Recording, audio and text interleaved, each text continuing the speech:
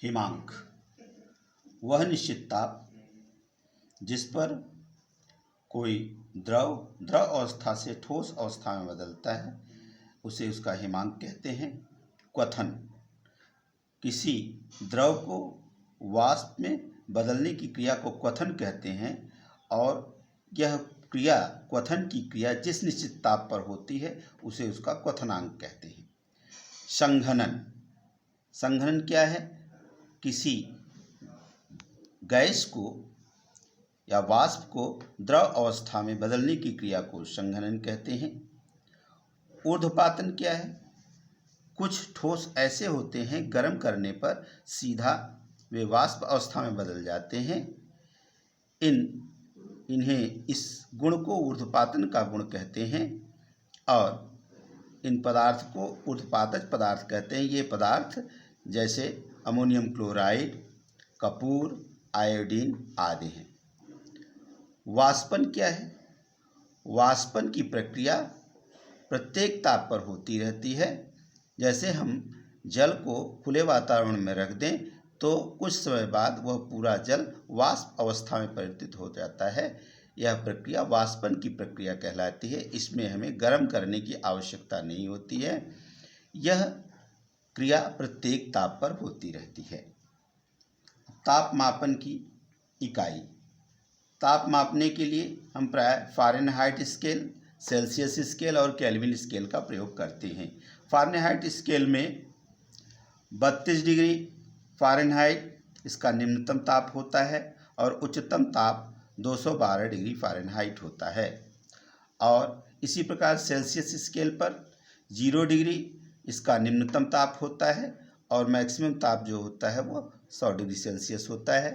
Kelvin scale में 273 degree kelvin इसका निम्नतम ताप होता है और उच्चतम ताप इसका रीडिंग जो होती है वो 373 केल्विन होती है।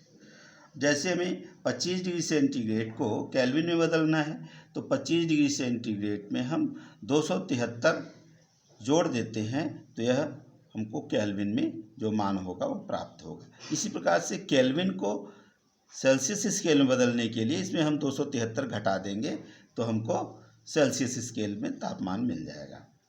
अब दाब का ठोस, द्रव और गैस पर क्या प्रभाव पड़ता है? ठोस और द्रव पर इसका कोई प्रभाव नहीं पड़ता है, परंतु गैस पर दाब बढ़ाने पर इसके आयतन में कमी आती है और यह द्रव अवस्था में बदल जाता है। अब इसके बाद है गुप्त ऊष्मा। गुप्त ऊष्मा क्या होती है?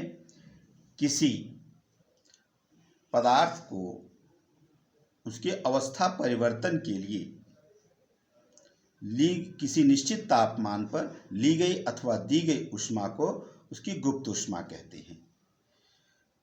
गुप्त ऊष्मा दो प्रकार की होती है, गलन की गुप्त ऊष्मा और वाष्पन की गुप्त ऊष्मा। गलन की गुप्त ऊष्मा क्या है?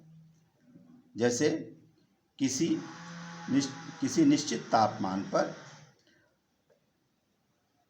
पदार्थ द्वारा अवस्था परिवर्तन के लिए ली गई ऊष्मा को उसकी गलन की गुप्त ऊष्मा कहते हैं। जैसे हम बर्फ को 0 डिग्री सेल्सियस पर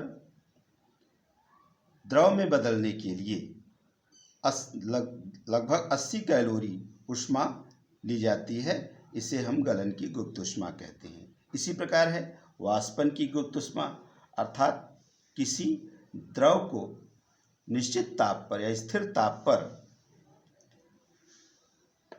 वाष्प में बदलने के लिए जितनी ऊष्मा की आवश्यकता होती है उसे वाष्पन की गुप्त ऊष्मा कहते हैं।